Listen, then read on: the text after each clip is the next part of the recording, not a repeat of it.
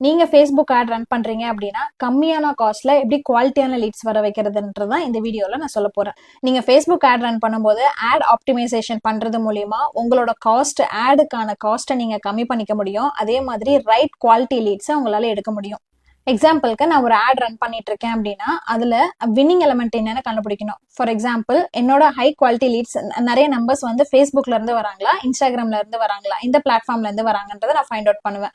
So இப்போ Facebookல இருந்து தான் அதிகமா குவாலிட்டி லீட்ஸ் வராங்க அப்படின்னா நான் 500 rupees ஒரு ஆடுக்கு நான் பட்ஜெட் ஸ்பெண்ட் பண்றேன் அப்படின்னா 250 இன்ஸ்டாகிராமுக்கு போகுது, 250 ஃபேஸ்புக்கு போகுது அப்படின்னா நான் அந்த 500மே நான் ஃபேஸ்புக்கு இன்வெஸ்ட் பண்ணுவேன். பிகாஸ் ஹை இன்டென்ஸ் இருக்கிற குவாலிட்டி லீடை என்னால் ஃபேஸ்புக்ல இருந்தே எடுத்துக்க முடியும். ஸோ ஏன்னா என்னோட கஸ்டமர்ஸ் அங்கதான் இருப்பாங்க.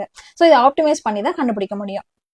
ஸோ இதுக்கு நிறைய நீங்க டெஸ்ட் பண்ண வேண்டியிருக்கும். ஒரே ஒரு ஆடு, ஒரே ஒரு போஸ்டர், ஒரே ஒரு வீடியோ வச்சு நீங்க ஆட் ரன் பண்ணாம மல்டிபிள் ஆடு, மல்டிபிள் இமேஜஸ், வீடியோஸை வச்சு ஆட் ரன் பண்ணி பார்க்கும்போது உங்களால ஈஸியா ஃபைண்ட் அவுட் பண்ணிக்க முடியும். இது எப்படி பண்ணலாம் அப்படின்றத நான் நெக்ஸ்ட் ரீல்ல லைவாவே காமிக்கிறேன்.